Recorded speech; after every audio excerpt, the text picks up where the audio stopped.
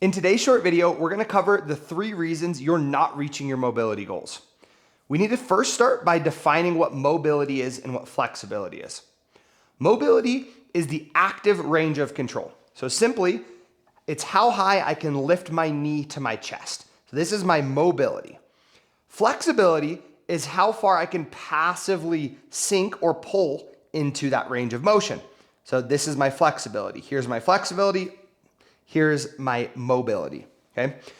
Flexibility is always going to be equal to or greater than your mobility.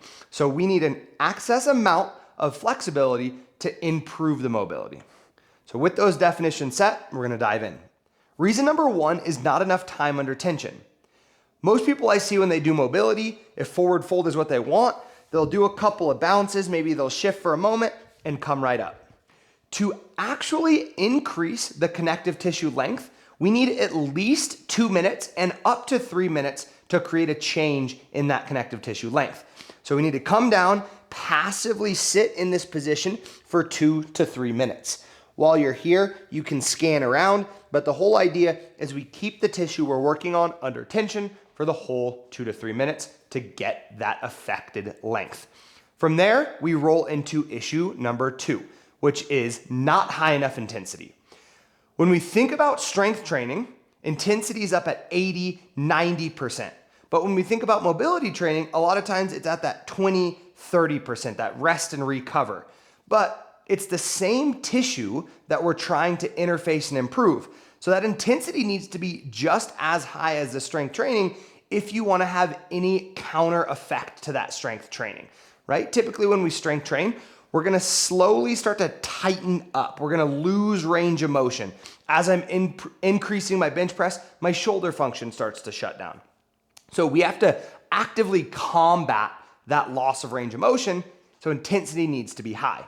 We use isometrics and eccentrics primarily in the mobility training to improve that, to lock in that range of motion and intensity. For example, I'm gonna go into that forward fold stretch. I spend my 2 minutes. After 2 minutes, I'm gonna drive my heel down into the ground as hard as I can, creating a neurological connection using your nervous system. Now, after you drive that maximal effort using the nervous system, the body remembers we have access to that range and it allows us to continually use it. So we repeat that effort over and over, we stretch and lengthen, we drive neurological tension into the area, and slowly we get more access and our mobility improves. And the third issue or reason is exercise selection and application. A lot of times I'll hear people say they went onto Instagram, they picked 2 or 3 mobility exercises to improve hip mobility and started doing them daily, which that is a good practice, but if you're not addressing the correct issue, you're not gonna make the improvements you want. For example, let's say someone comes onto my Instagram and they see me doing a hip car. So a hip car is just a display or a practice of the normal range of motion you have, or the active range of motion, right? So that does maintain the function of the hip, which is awesome and I would recommend doing it, but it doesn't increase the range of motion of the hip, it just maintains. For example, let's say they have a really tight hip flexor or psoas because they sit at an office chair all day. Well, then the best exercise here is going to be a half kneeling hip extension stretch and pails and rails, which is just going to be an isometric in the position. So we would need to spend 2 minutes stretching here, looking for the tightest line of tension, locking it in with some isometric, so driving neurological tension through the area, and then repeating that over and over.